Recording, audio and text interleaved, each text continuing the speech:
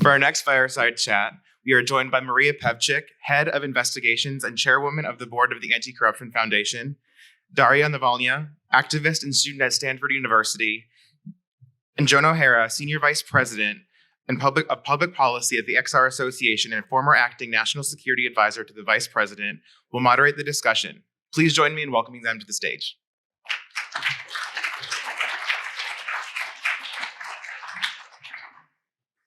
Good morning.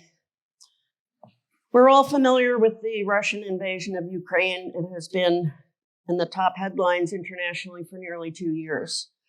But it's important to remember that it's not only beyond Russia's borders that Vladimir Putin's malign influence is felt. In fact, within Russia, people are pushing back against the president. Alexei Navalny has been a leader of the opposition to oppose Putin and rid Russia of its corruption for many years. And most here are familiar with his story. We are very honored today to be joined by his daughter, Dasha, and Maria Pevchikh, who is the chair of the Anti-Corruption Foundation that Alexei founded in 2011. As we begin, Dasha, can you tell us a bit about how your father is doing?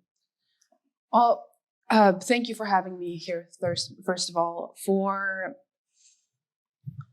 In the last week, my dad was put in the punishment cell for the 19th time for 13 days. And in total, now he will be spending 220 days in the punishment cell, which is the most restricted penalty cell in the colony, in any colony in Russia. He is not permitted any sort of visits from his family members, from me, my mom, his family, his mom and dad, parents. And he's doing health-wise, he's doing as well as he can be doing in a Russian prison. You know, it's always difficult. He's not allowed any sort of medical access. We don't know, whenever they're treating him inside the prisons, we don't know what they're giving him, how they're treating him. They're not giving us the names of his doctors and what they're prescribing him. So it's a difficult and concerning situation, but we are fighting tooth and nail, and we have been and will continue. And I'm sure he's just as committed as ever. Very brave person. Maria, can you tell us about the work of the foundation? What you've been doing lately, and what are your plans going forward? Of course, the foundation's work has been turned upside down by the war. Like our lives, like many other things, everything changed on 24th of February 2020. Before that, for a decade, we were the Anti-Corruption Foundation, the Transparency International mixed with Amnesty International. We participated in elections. We won in some elections. We ran the biggest political organization involving hundreds of thousands of young people who protested, who, as I said, took part in elections or who helped other people run. And then the war begins. And the war changed everything in our lives. First of all, we had to leave Russia. We moved more than 100 people who worked for us. We now are based abroad and have started a new office and started new lives outside Russia.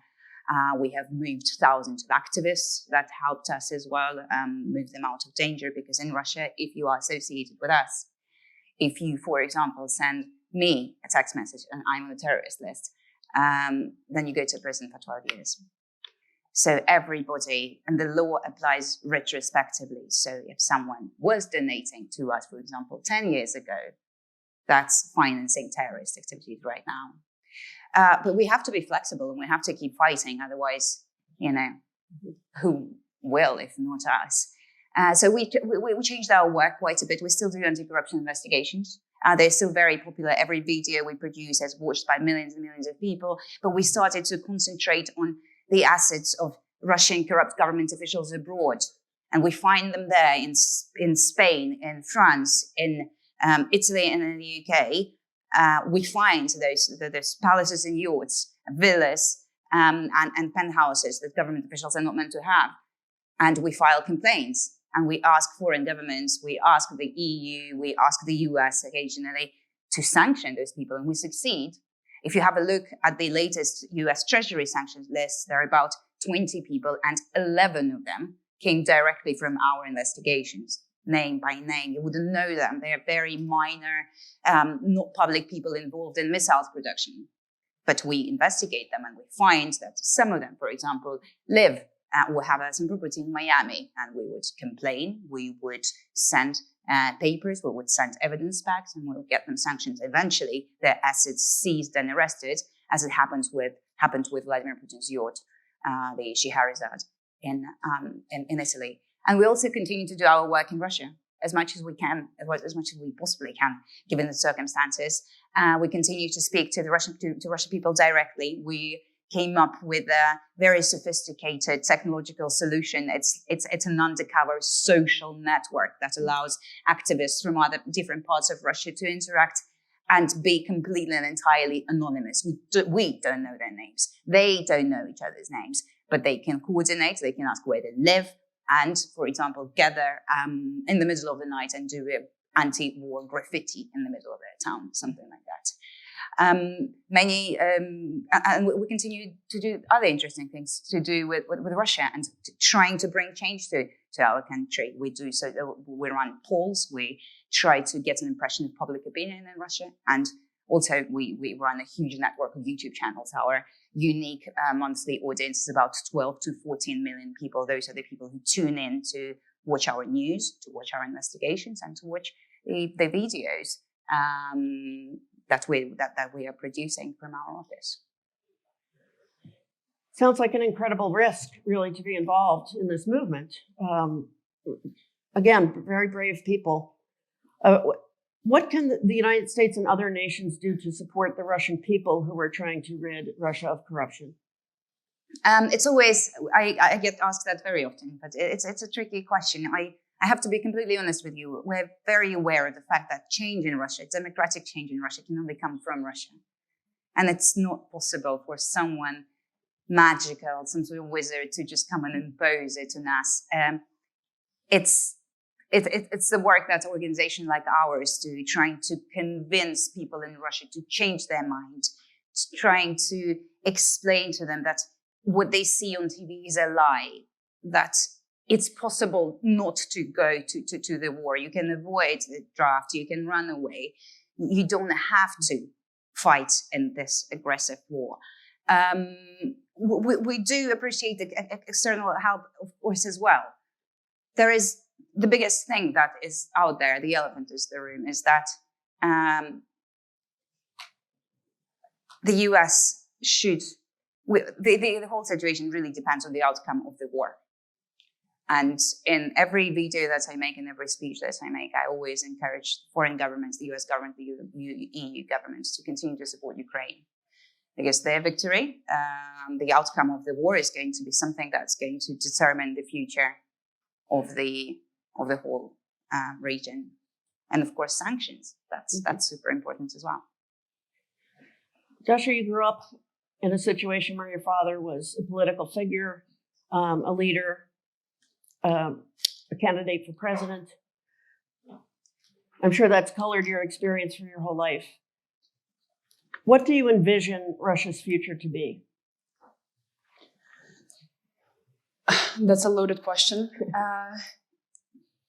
My father, from a very young age, taught me to be courageous and to stand what I believe in, to stand for what I believe in. I believe that Russia's future is a beautiful and European future where we're a part of the European Union like we've always strived to be. And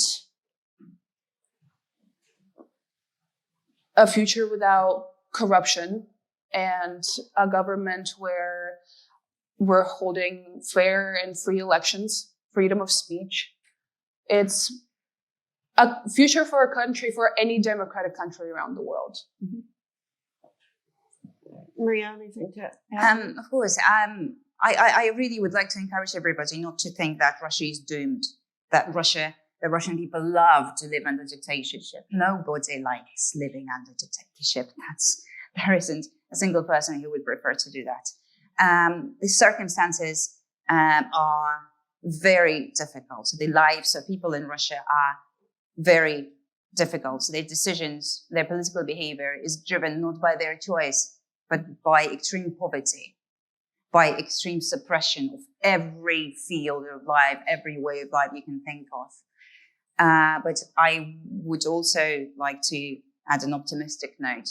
If we weren't sure that this positive change is possible, if we weren't sure that Russia has what it takes to be a free, democratic country that doesn't start wars, the country which isn't aggressive, and the country which isn't everybody's enemy, we wouldn't be doing what we're doing. We see potential. We see people. We see Siberians turning up for Navalny's rally in somewhere in the outskirts of the city where it's allowed, and we see hundreds and hundreds of people coming to see him and listen to him, and wanting to join our movement. It's a matter of time and a lot of effort, but I am sure that one day we will see Russia free and democratic. So you spoke a bit about what ordinary Russian people are doing and how they're involved and communicating anonymously, which obviously is very difficult and involves some risk. But what other things can ordinary Russian people do to help build this movement of opposition? Well, what you have to remember is that Putin is terrified of people who ask questions. That's his number one fear. And our organization, the Anti-Corruption Foundation, what we do is talk to ordinary Russians and try to explain to them what's actually happening around the world, that the United States is not the biggest enemy that's in front of us right now. Actually, as Maria mentioned, we do independent polls, and recently we've asked how many people believe their propaganda, and it was only 15% of the people that we asked. Of course, some of these people don't necessarily follow the news.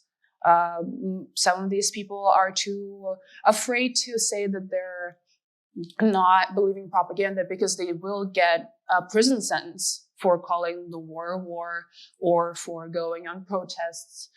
And what ordinary Russians have been doing and continue to do is watch our videos, send our videos to their family members, their friends, and explain what's happening. It's such an important and such a minor thing that not a lot of people think about, is spreading information about actually what's happening. And I think that those people are incredibly courageous for what they're doing every day. The people who are on the other end of that, who are receiving this information maybe for the first time, are they at all skeptical, or are they surprised to learn the way things actually are, or is there sort of a sense of that to begin with? It's a tricky one. There have been so many studies about how propaganda works, and don't forget, Putin's propaganda didn't start with the war. It started as long as I can remember myself. I barely. I was born in mid-80s, and I barely remember free TV. So I kind of have this memory. Dasha wouldn't. And we're talking 22 years of nothingness, of no free media, restricted internet today, no, political education at schools or universities, and actually the opposite, the brainwashing at the educational institutions. It's quite a long time that Putin had to brainwash the country, and there is a generation right now that was born under Putin, knows nothing else, has heard nothing else, and now due to the economical situation, and to restrictions with travel and visas, they don't have a choice to see otherwise. They've never been abroad. They don't know how things can be different. So when we occasionally manage to break through certain walls and get to talk to those people, for example, we do it via a technological solution that we have. We call through IP telephones. We call random numbers in Russia, ask them questions as if it's a sociological poll, as if we're pollsters. But then within those questions, we're trying to convince them. We're profiling them and understanding, okay, that person cares about economical matters a lot. So we're going to carefully, our volunteers have scripts, and they kind of carefully implant a message there. Well, you know what? Maybe you are paying for your food more this month because it has to do with the war. Maybe your salary is decreasing, or you haven't, or it hasn't been raised for 2 years because this and this happens. What do you think, for example, about us, about Russia being the richest country in the world with all this oil and gas, and you having to pay quarter of your monthly income for gas supplies for your flat? So we try to be very careful and try to find messaging that is relevant for specific groups of people who we manage to speak to. First, of course, like it works with propaganda, it's a shock. They wouldn't want to believe. They say it's a lie because on TV they say it differently. And it could be the most obvious thing for us.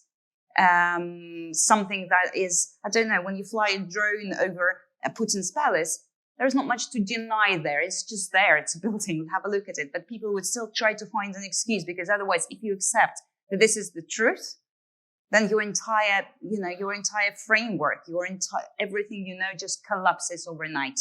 And you realize that you have been lied to. You realize that everything you knew is untrue, and you don't really know how to live further. But we still look for those moments. The war, the mobilization, of course, helps people open their eyes and realize that, okay, that actually has come to my home. First, I thought that politics is somewhere there, that Putin is somewhere in Moscow, in Kremlin. It doesn't really bother me. It's none of my business. But then Putin came and grabbed this person's son or brother or father and dragged him to the war. It takes time. When regimes like that fall, some people get disenchanted immediately. Some people take decades to learn the truth. Some people never will. But we feel very much empowered, and we feel that we have enough capacity and stamina and conviction and to continue doing that, and to trying to convert as many people as we can and bring them to our side. Once you've made that breakthrough with people, and I understand how hard it is, and thank you for describing that. I mean, it's difficult to fathom having been brainwashed for decades and knowing nothing else. It must be very, very challenging to try and get through to people. Obviously, sounds like a very smart approach to bring it really home to people and their own experiences. Once you feel like you've made that breakthrough and they're thinking a bit differently, are people eager to engage in the opposition movement, or is there some reservation there? Well, of course, there's a lot of reservation, because at the moment, as we've said before, there's a lot of risks coming with joining the movement. And what the propaganda does very well is show them that, you see your leaders are in prison, you can be in prison as well. And they do a good job at installing that fear into citizens. What we try to do is encourage people to stand up. We support them. We provide them with lawyer accessibility. We provide them with sort of financial information that they need to know about what's happening and how they can get access to help and everything else. But it is quite challenging for people to come and support us, because at this moment it's very dangerous. The word that keeps coming to mind throughout this whole conversation for me is bravery. That the citizens are brave. Your father obviously is a very brave man, and the two of you are brave to do this work. So thank you very much for joining us today. I wish we had more time to discuss. We could go on for hours, but it's been a real honor to speak with you today. Thank you. Thank you.